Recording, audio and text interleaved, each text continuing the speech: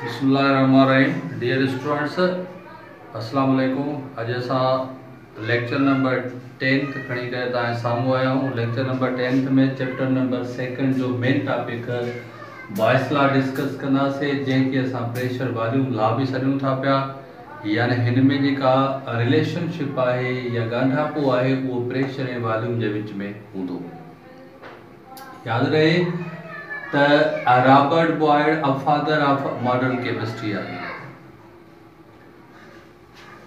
He experimentally determined the effect of pressure changes on volume of an ideal gas. हुन छा कयो त तजुर्बो करे आइडियल गैस जी वॉल्यूम ते प्रेशर जे तब्दीली जो जेको असर थिए थो उहो मालूम कयो। He observed that if pressure of a gas increased, volume of an ideal gas will be decreased. हिन एक्सपेरिमेंट करण खां पोइ उहा ॻाल्हि ऑब्जर्व कई त जेकॾहिं प्रेशर खे वधायो वेंदो त जेका आइडियल गैस जी वॉल्यूम आहे उहा डिक्रीज थी वेंदी। यानी इंक्रीज ऐं डिक्रीज, इंक्रीज डिक्रीज जी मक़सद आहे त इनवर्स रिलेशनशिप आहे। यानी प्रेशर ऐं volume of an ideal gas जे विच में इनवर्स रिलेशनशिप आहे।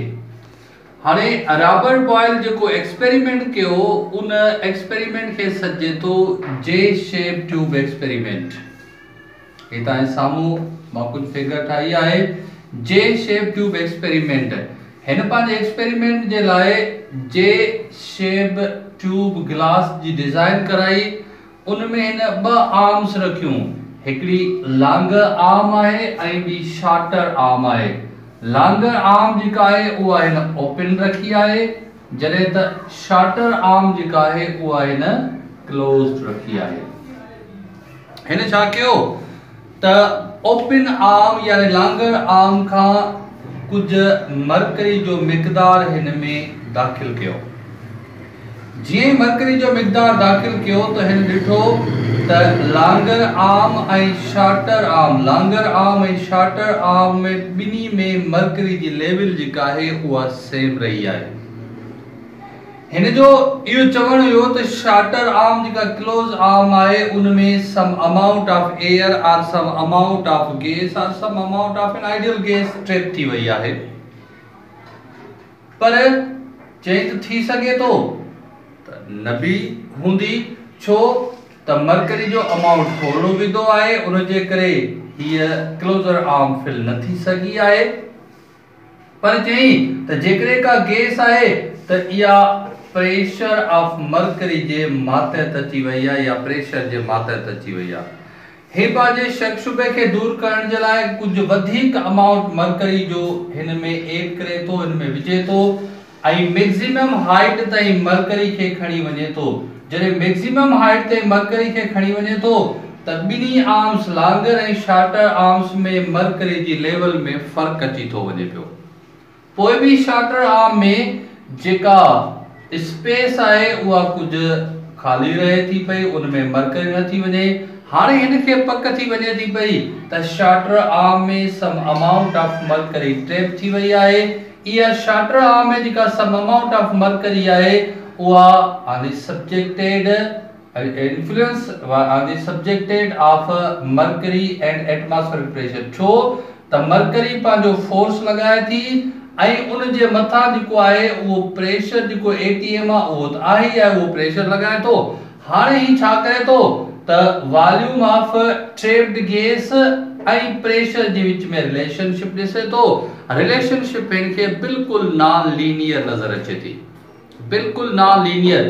हिन जे चवण जे मुताबिक़ या हिन जे एक्सपेरिमेंट जे मुताबिक़ जेकॾहिं प्रेशर खे बीणो कयो वञे त वॉल्यूम घटिजी करे अध जे बराबर थींदी। जेकॾहिं प्रेशर खे घटाए करे अध कयो वञे त पोइ वॉल्यूम जेका आहे उहा बीणी थी वञे थी पई। त हिन इनवर्स रिलेशनशिप डिटरमाइन कई आहे।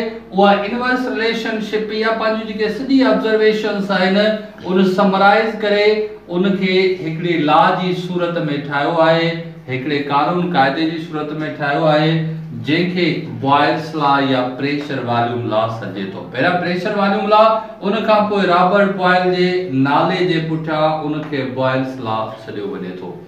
हाणे जेका स्टेटमेंट या जेका सजी ऑब्जर्वेशन है वो नंढड़ी स्टेटमेंट में हे जेको है वो समाए तो उन स्टेटमेंट फर्स्ट जेका स्टेटमेंट है उन में लिखे तो the volume of given amount of volume of given amount means number of moles of an ideal gas is directly proportional to the exerted pressure at given temperature जे तो the ideal gas जे डिनल मिकदार जी जेका volume आहे उहा सिधी निस्बत उहा inversely proportional आहे उहा inversely proportional to the exerted pressure exert pressure at given temperature यानी हिंदी चवण जे मुताबिक जेकरे टेम्परेचर के तवा कांस्टेंट रखो त जेका आइडियल गैस जी वॉल्यूम आहे डिनल मिकदार जी उहा उबती निस्बत रखंदी इन लगायल प्रेशर सा मैथमेटिकली जे तो V inversely proportional to P at given temperature in number of moles so the given amount means number of moles yo dinala initial te bhi final te bhi yo सागी रहंदो तंहिंजे करे इहो भी constant आहे हाणे since proportionally change to K therefore V is equal to K by P or we can say that K is equal to PV हाने हिते जेको K आ वो कांस्टेंट आ P जेको प्रेशर आ ऐं V जेका आहे उहा volume of an ideal gas आहे जेकरे असां हिन एक्सप्रेशन ते चऊंदा K PV त या K PV जेका आहे उहा second statement of Boyle's law खे जनरेट करे थी उनमें चए तो त at given temperature the product of pressure and volume of an ideal gas always be constant हिंजे चवण मुताबिक त डिनल टेम्परेचर ते जेका प्रोडक्ट आ जेका हासिलात आहे जेका ज़रबूपत आहे प्रेशर ऐं ideal gas J volume J which में उहा हमेशा कांस्टेंट रहंदी कीअं कांस्टेंट रहंदी त जेकॾहिं तव्हां इनिशियल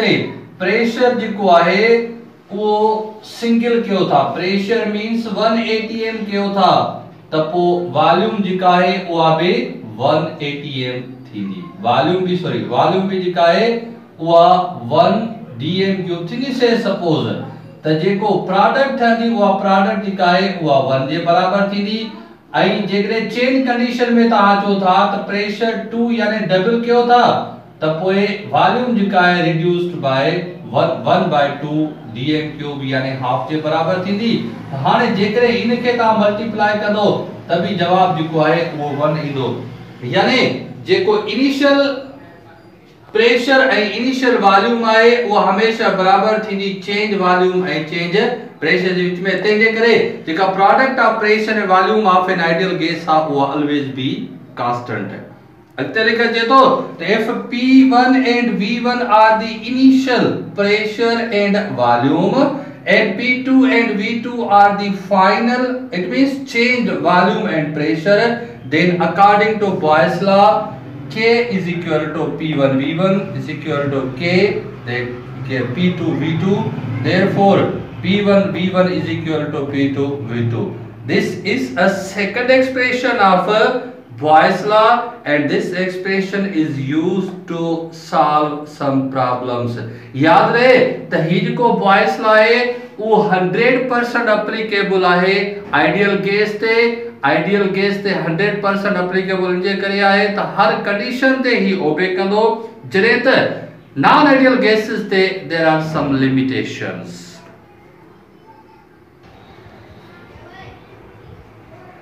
हाणे सा बॉयस लॉ जी काइनेटिक थ्योरी जे टर्म मुताबिक एक्सप्लेनेशन करा से त काइनेटिक थ्योरी जी केयर सो बॉयस लॉ की एक्सप्लेन कन था तो if the volume of an ideal gas decreased at a constant temperature जेकरे आइडियल गैस जी वॉल्यूम खे घटायो वने कांस्टेंट टेम्परेचर ते the average velocity and average kinetic energy remains constant याद रहे त कांस्टेंट टेम्परेचर ते जने गैस जी वॉल्यूम के घटायो वने तो एवरेज वेलोसिटी ऐं एवरेज काइनेटिक एनर्जी जेका मॉलिक्यूल्स जी आहे उहा सागी रहंदी but the molecules come close to one another पर वॉल्यूम डिक्रीज थियण सां जेके मॉलिक्यूल आहिनि उहे हिक ॿिए जे वेझो ईंदा। जिन फिगर में ॾेखारियल आहे त इनिशियल प्रेशर ऐं इनिशियल वॉल्यूम, इनिशियल प्रेशर में मॉलिक्यूल जे विच में विथी तमाम घणी आहे, वॉल्यूम वधियल आहे। जॾहिं असां वॉल्यूम डिक्रीज कयूं था, ॾिसो वॉल्यूम डिक्रीज कई आहे, हाणे वॉल्यूम डिक्रीज छो कई आहे त प्रेशर में तब्दीली आंदी आहे।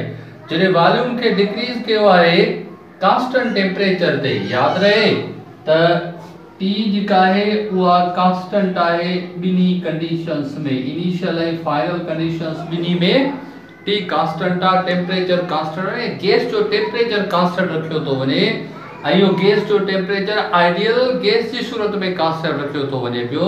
आइडियल गैस जी सूरत में कांस्टेंट टेम्परेचर रखंदे जेकॾहिं वॉल्यूम खे डिक्रीज कयो वियो आहे त डिक्रीज करण जे करे गैस जा मॉलिक्यूल हिक ॿिए जे वेझो अची विया आहिनि। त इनिशियल वॉल्यूम ते जेका मॉलिक्यूल आहिनि हिक ॿिए खां विथिर का आहिनि ऐं जेका चेंज वॉल्यूम आहे यानी डिक्रीज वॉल्यूम आहे उन में मॉलिक्यूल हिक ॿिए जे वेझो आहिनि। उन जे करे लिखियो आहे molecules come close to one another so they collide more frequently with walls of small container या small vessel। हाणे चए थो त मॉलिक्यूल हिक ॿिए जे वेझो अचण जे करे तकड़ में जल्दी आसानी सां हिक ॿिए सां टकराव कंदा, हिक ॿिए सां टकराव कंदा। छो तकड़ में टकराव कंदा? छाकाणि त हाणे पहिरियां जे भेट में गैस जी वॉल्यूम डिक्रीज थी वई आहे, मॉलिक्यूल हिक ॿिए जे वेझो अची विया आहिनि।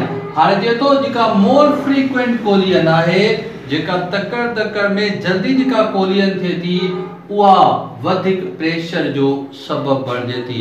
तंहिंजे करे आइडियल गैस जो जेको प्रेशर आहे उहो वॉल्यूम डिक्रीज थियण सां हाई थी थो वञे। ईअं न सम्झो वञे त जेको प्रेशर आहे इंटरनल उन ते को फर्क न पवंदो। जॾहिं गैस जी वॉल्यूम डिक्रीज थींदी जेको प्रेशर आहे इन गैस जे मॉलिक्यूल जो या गैस जो उहो वधी वेंदो, छाकाणि त मॉलिक्यूल हिक ॿिए जे वेझो ईंदा ऐं मोर फ्रीक्वेंट जे करे हायर प्रेशर थींदो, जंहिंजे करे चए थो त वॉल्यूम बि डिक्रीज थींदी ऐं प्रेशर जेको आहे उहो इंक्रीज थींदो। हाणे ही आहे explanation according to kinetic theory. असां नेक्स्ट ते ईंदासीं graphical representation of Boyle's law. Graphical representation of Boyle's law में चए थो if the volume of an ideal gas plotted against total pressure a parabolic curve obtained। चए थो जेकॾहिं ideal gas जी volume खे तव्हां ड्रा कयो टोटल प्रेशर जे against त तव्हांखे पैराबोलिक कर्व नज़र ईंदो, मींस बेज़वी जेको आहे उहो कर्व नज़र ईंदो। याद रहे त हीअ पैराबोलिक कर्व जेको आहे उहो कांस्टेंट टेम्परेचर ते आहे, तंहिंजे करे हिन खे आइसोथर्म सॾे थो। हिन कर्व में इहा ॻाल्हि क्लियर थियल आहे त at constant temperature if total pressure increases then the volume of an ideal gas must be decreases। उन खां पोइ जेका सेकंड एक्सप्लेनेशन आहे वो आहे त if the volume of an ideal gas plotted with 1/p inverse pressure सां जेकॾहिं तव्हां प्लॉट कयो था that give straight line at constant temperature त असांखे स्ट्रेट लाइन मिलंदो, यानी 1/p सां प्रेशर खे असां एक्सर्ट कंदा अचूं त सिधो सो वॉल्यूम जेका उहा डिक्रीज थींदी। छो त प्रेशर डबल कंदासीं त वॉल्यूम रिड्यूस टू हाफ, जेकॾहिं प्रेशर 4 टाइम कंदासीं त उन सां गॾोगॾु जेका आहे वॉल्यूम बि जेको आहे उहो डिक्रीज थी वेंदी। त हाणे प्रेशर खे इंक्रीज कंदा वञो था पिया त वॉल्यूम जेका आहे उहा डिक्रीज थिए थी स्ट्रेट वे में। ऐं ही बि कांस्टेंट टेम्परेचर ते ग्राफ आहे, तंहिंजे करे हिन ग्राफ खे बि आइसोथर्म ग्राफ सॾिजे थो। इनमें बॉयस लॉ में जेके इंपॉर्टेंट पॉइंट्स आहिनि उन्हनि खे थोरो यादि करणो आहे एम केट ऐं ई केट जे हवाले सां। छो त इंपॉर्टेंट पॉइंट्स जेके आहिनि उहे मेन पॉइंट्स जेके आहिनि उहे एमसीक्यूज़ में ईंदा आहिनि, जीअं पैराबोलिक कर्व या जेको आहे उहो जेको आइसोथर्म पैराबोलिक आइसोथर्म आहे या स्ट्रेट भी जेको आइसोथर्म छा आहे, this is because of constant temperature. Parabolic छा आहे, बेज़वी शेप जो बेज़वी शेप जो। तंहिंजे करे हिते जेके भी इंपॉर्टेंट पॉइंट्स आहिनि उन्हनि खे तव्हांखे जेको आहे सो फोकस करणो आहे ऐं इहे इंटी जे हवाले सां। Thank U.